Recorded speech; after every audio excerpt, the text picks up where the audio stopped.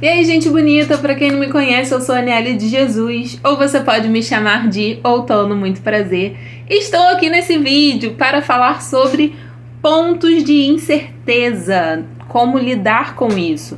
Segundo a minha sobrinha, tudo é culpa do Mercúrio retrógrado, então eu vou culpar este senhor aí, que eu não tenho muita intimidade com ele, mas que, analisando essa cadeia hereditária, como dizia a música, faz algum sentido, mas eu não estou aqui para falar sobre isso, porque eu entendo total de mínimo, nada, pouquíssimo, fui até ler alguma coisa assim, mas muito me interessa, eu super acredito, eu só não tenho nenhuma expertise ou conteúdo para compartilhar, mas vim aqui falar sobre pontos de incerteza que surgem na vida e que essa última semana aí, nos últimos vídeos também eu falei alguma coisa sobre. E seguimos aí esse fluxo, né? De pensar a partir do que a vida me traz e me põe, assim, na mesa para eu ter que lidar com isso. E aí, essa semana, esses pontos de incerteza está muito relacionado às relações, que eu acredito, assim, piamente, que o que põe a gente em mais lugar de incerteza são as relações com pessoas, né? Porque a gente tem ali, se for de 2 a 2, 50... De 2 a 2, assim, né? De 1 a 1, se forem duas pessoas, a gente tem 50% do controle daquilo ali. Então, assim, você querendo ou não, se você é uma pessoa controladora ou se você não é, você vai lidar com isso melhor ou não. Mas você não tem o controle dos outros 50%. E acho que isso é o mais importante, assim, de cair a ficha aí na sua cabeça e na cabeça de todos nós e na consciência. Nós só temos 50% do controle. E, assim, você pode fazer força contra isso, mas você só vai gastar energia à toa, né? E aí eu escrevi aqui, eu estou com a minha cola, mas minha cola tá muito pequena, não tô enxergando direito, né? Mas vamos lá. Enfim, deixa eu me achar aqui. Tá, aí em relação a isso, dessa coisa de não ter o total controle, André Lapierre é um cara genial, que ele falou sobre a dependência. Que a gente sempre, em toda relação vai existir dependência. A gente fala muito de dependência emocional, mas as pessoas estão falando sempre muito isso relacionado a quando tem uma grande dependência emocional, que aquilo ali se torna nocivo para a pessoa. Mas em maior ou menor grau, toda relação tem ali uma relação de dependência. E André Lapierre fala que tem o maior poder quem tem menos dependência do outro. Isso é genial. Esse cara é genial, eu sou suspeita pra dizer. Ele é da psicomotricidade relacional. E aí, meu caro e minha cara, quando você está num ponto de incerteza relacionado a relações, e aí relações de maneira geral, relações familiares, ou relações amorosas, ou relações, né, de amizade, o que sabemos que as pessoas sentem mais são relações amorosas, né, e é onde catuca ferida, né, geralmente. A pior das coisas que você pode fazer é você brigar com o seu sentir. Você vai sentir. E tudo bem você sentir, não é o problema. Sentir algum desconforto, ou tristeza, ou bad, você vai sentir. E por que eu digo que a pior coisa é você brigar contra o sentir? Porque existe um mecanismo que eu não vou lembrar o nome, mas é uma espécie de autofeedback. Não é esse nome, tá? Mas pensa comigo. Toda vez que você briga com o seu sentir, eu tô falando isso porque há algum tempo atrás eu fazia muito isso. Não adiantou e provavelmente não tá adiantando pra você também. Como é que funciona o cérebro? Você vai lá, você tá pensando, eu falo no famoso urso branco, né? Urso polar, Pedro Calabres que fala. Não pensa num urso polar. O que vai acontecer? Você vai pensar em um urso polar. Então, assim, sabe aquele que você já deve ter ouvido aí, que o seu cérebro não entende o não? De fato, né? Falam isso a respeito das crianças também, que elas não entendem o não. Isso é muito certo, porque você tá sentindo aquilo, a tristeza em relação a alguma pessoa, e aí você fala assim, cara, não quero sentir tristeza. O seu cérebro, que é genial, você tem um gênio da lâmpada na cabeça, ele vai lá conferir o que se você não tá pensando ou se você não está sentindo aquilo que você não quer sentir, que você tá afirmando que não é pra sentir. Só que o que acontece quando o seu cérebro vai lá conferir? Ele vê o sentimento, né? Ele percebe que o sentimento tá ali. Opa, o sentimento ainda tá aqui. E aí vira um ciclo, assim, vicioso que se retroalimenta e você não vai parar de pensar. Então a grande jogada não é você ficar brigando com o que sente, mas é você saber gerenciar o que sente, né? Ali, administrar. Com que, Aniele? Com autoconhecimento lógico, e lógico.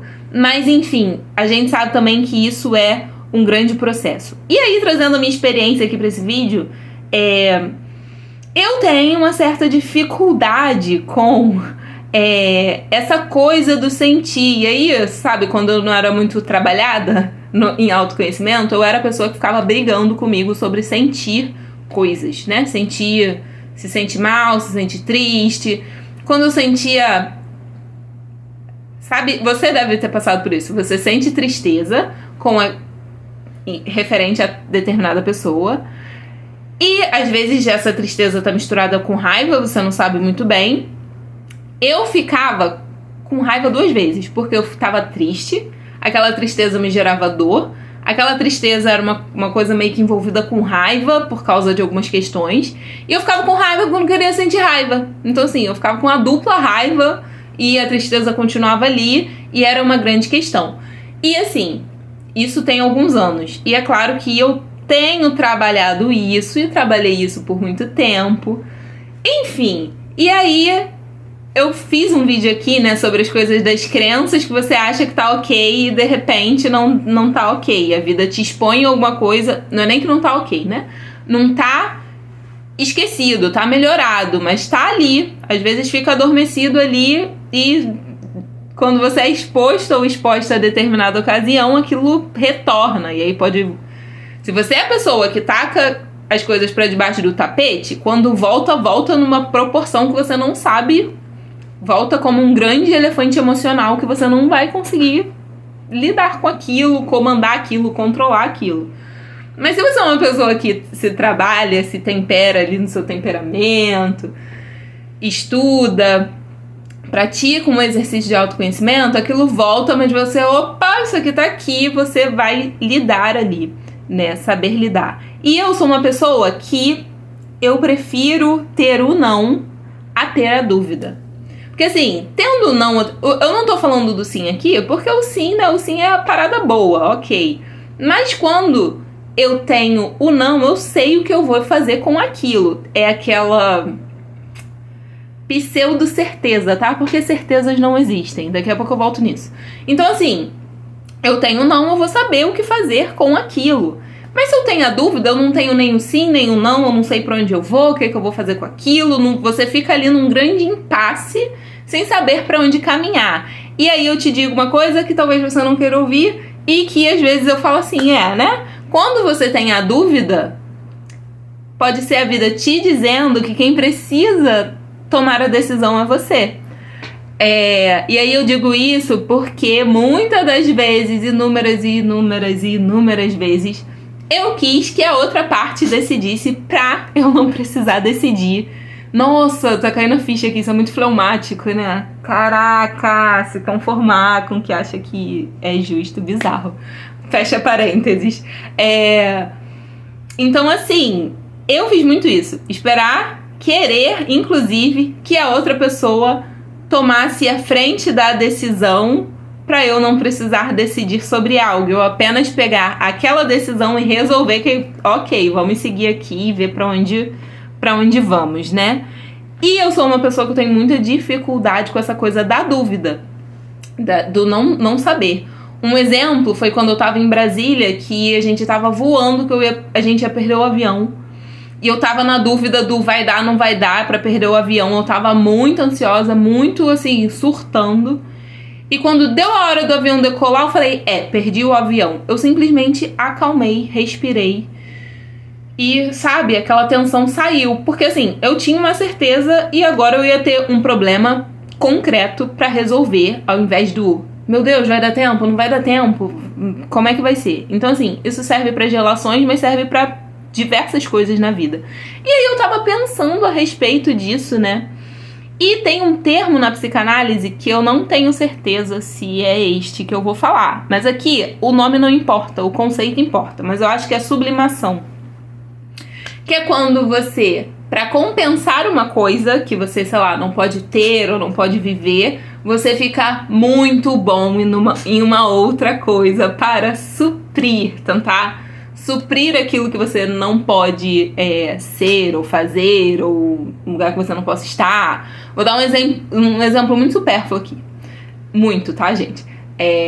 Mas que acontece por aí. Sei lá, uma pessoa se apaixona por um ídolo. A pessoa é fã de uma pessoa e vê a pessoa pessoalmente e se apaixona muito, só que é um ídolo muito distante e aquela pessoa jamais conseguiria...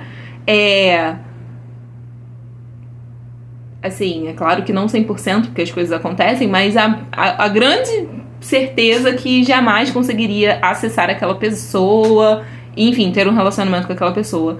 E aí ela vai suprir sendo muito boa em alguma coisa pra tapar o buraco, tá? E aí, assim, não é que seja de todo ruim, tá? A gente faz isso, e aí você pensa aí como você faz isso.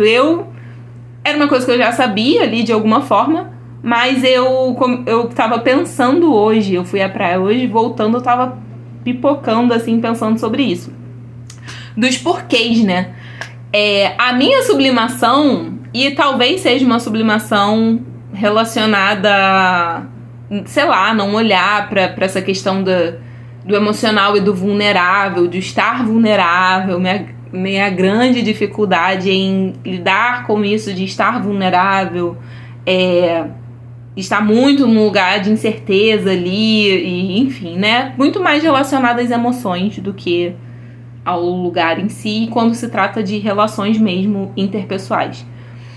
E, ok, toda vez que acontece alguma coisa, algum ponto crítico relacionado a isso, eu mergulho em conhecimento. E aí não é autoconhecimento, é conhecimento. Conhecimento.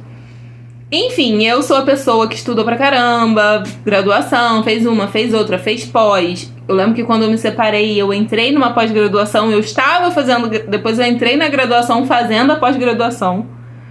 Enfim, estava fazendo a segunda graduação, emendei no mestrado também num ponto crítico ali. Então, como isso é louco. É uma coisa que eu me apego no conhecimento e eu estava pensando os porquês, né? E aí, eu tava caindo algumas fichas, assim, porque quando se trata de conhecimento, é uma parada muito mais intelectual do que emocional. É uma parada que depende muito mais de mim, do meu esforço, do meu empenho. E conteúdo é uma parada sólida, sabe?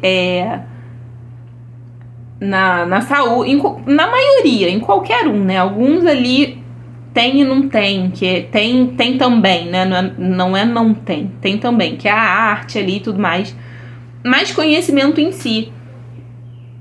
E eu sou a pessoa que mergulho nesse trem. E aí eu tava pensando sobre isso. Porque quando se trata de intelecto, não tem uma íntima relação emocional, né?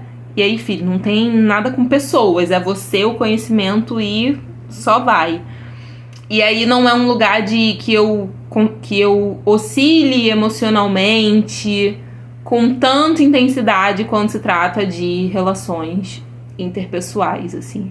E aí eu tava pirando nisso. E pensei sobre esses pontos de solidez, que são... Eu dei esse nome, pontos de solidez, né, de uma coisa sólida, e de pontos de certeza, com muitos parênteses. Por quê? Porque as certezas em si não existem, né?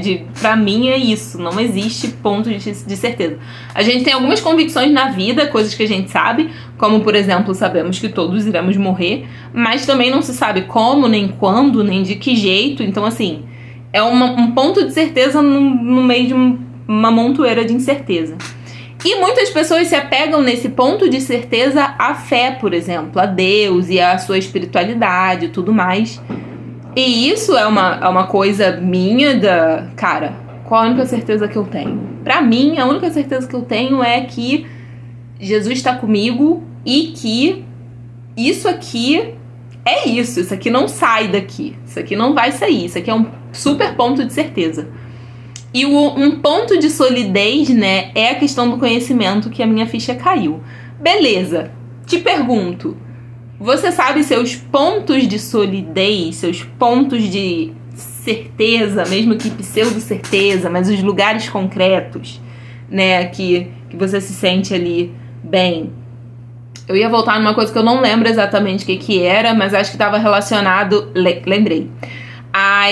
Que eu falei sobre a dúvida, porque na dúvida eu não sei o que eu tenho e como resolver, e no não eu tenho uma certeza, e que no sim geralmente é coisa boa, mas o sim não necessariamente é uma super certeza, provavelmente não será, mesmo, sei lá, se sim seja um relacionamento, um pedido de casamento, seja uma parada que você queira muito. Cara, não existem certezas sabe, o final feliz que... Não tô jogando praga, gente. Tô falando assim, o final feliz que contam pra gente nos filmes, e foi tudo lindamente perfeito e tudo mais. Isso não existe, essa concretude de que tudo vai sair. Certamente as coisas não vão sair exatamente como você planejou. Para o melhor ou para o pior. Enfim, ponto. Né? Mas de entender que esses pontos de sim ou não também não estão relacionados a pontos de certeza, né, na vida. Beleza, falei. Tá, Nelly, o que eu faço com isso? Tô aqui trazendo para o meu contexto e não sei o que eu faço com isso. Eu tava pensando em coisas de curto, médio, longo prazo que se pode fazer. Eu sou completamente contra aquela questão da alegria tóxica. Você tá sofrendo, sei lá, você tá sofrendo por um amor, mas você tem que ser feliz, você tem que soltar brilhinhos, que não sei o quê. Isso é uma alegria tóxica, sabe? Não é ignorar o que você tá sentindo, isso também é uma coisa muito burra de se fazer, ignorar o que tá sentindo, mas é acolher o que tá sentindo. Isso aqui já entra como uma ferramenta a curto prazo. Você tem que acolher o que tá sentindo. Você não pode ignorar, porque senão vai virar uma grande bola de neve, ou você vai fazer alguma cagada em alguma outra área na sua vida pra compensar. E isso é só tapar um buraco. Mas enfim, se acolher, porque existe uma diferença em se acolher e acolher o que tá sentindo com se enfiar num grande mar de bosta. Meu Deus, quanto sofrimento, quanto ai caramba. Não é sobre... Se acolher não é sobre sofrer loucamente e nada mais. Se você chegar nesse ponto, você precisa de uma ajuda, provavelmente externa, profissional. Enfim, faz alguma coisa pede ajuda, porque a sua vida é a coisa mais preciosa que você tem.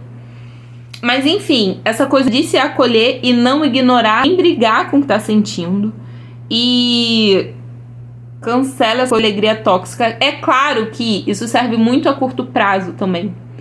Se você está com o coração partido, eu sei que tem pessoas aí que estão dispostas a acolher teu coração partido. Seja sua família, seja seus amigos, suas amigas. Eu tenho muita gente no meu entorno, assim, que se der uma cagada, eu tenho pra onde correr. E isso é muito bom. Porque você tem pessoas ali na sua volta. Essas pessoas a seu favor. Eu sei que essas pessoas estão dispostas a te ajudar. Enfim, não precisa passar por isso sozinho. E isso é uma ferramenta de curto prazo, que você pode usar ali para suprir sua necessidade de afeto naquele momento, né? De cuidado, de se sentir amado, de se sentir amada, enfim. E aí, a médio prazo, eu coloquei aqui estudo, conhecimento, de fato. E aí vai fazer alguma coisa que tu gosta. Pode não ser mergulhar num super autoconhecimento e estudar psicanálise, psicologia, tudo mais. Mas vai estudar alguma coisa que você gosta. Vai fazer atividade física. Gente, é surreal. Atividade física é surreal. Eu entrei pra academia pra dar conta de questões da minha cabeça. Não foi porque eu já fazia exercício em casa. E eu precisava, eu falei, cara, preciso fazer mais força, não tá dando conta. E aí eu ia correr, e corria também, não tô bem, vou correr. Ia correr, e entrei na academia, e fiquei na academia porque isso não é balela, é ciência. Atividade física, exercício físico ajuda a sua cabeça, não só o seu corpo. Aliás, sua cabeça faz parte do seu corpo, sua mente, o que tu pensa, enfim. E aí a médio prazo eu coloquei isso. E a longo prazo, pensando na construção e no processo, o amor próprio e a sua melhor versão, que é uma coisa que tu não vai conseguir da noite pro dia. Seja lá qual for sua melhor versão, vai ficar uma grande gostosa de academia, trincada, é ser muito intelectual, é ter muito conhecimento, é fazer um curso de inglês, é ganhar muito dinheiro, não sei qual a sua missão, mas leva o amor próprio na bagagem e vai correr atrás do seu, mesmo que isso seja uma grande sublimação, mas usa isso a seu favor. Enfim, é isso. Nunca sei como terminar os vídeos, mas enfim, eu espero te ajudado de alguma forma ou colocado uma pulga atrás da sua orelha para você pensar a respeito desses assuntos. Porque quem se conhece sai na frente. Se você se conhece, você consegue lidar com o que você está sentindo, você consegue ir na raiz e não ter acesso somente aos sintomas, né? Porque tristeza, angústia e etc. Alegria são sintomas de alguma coisa.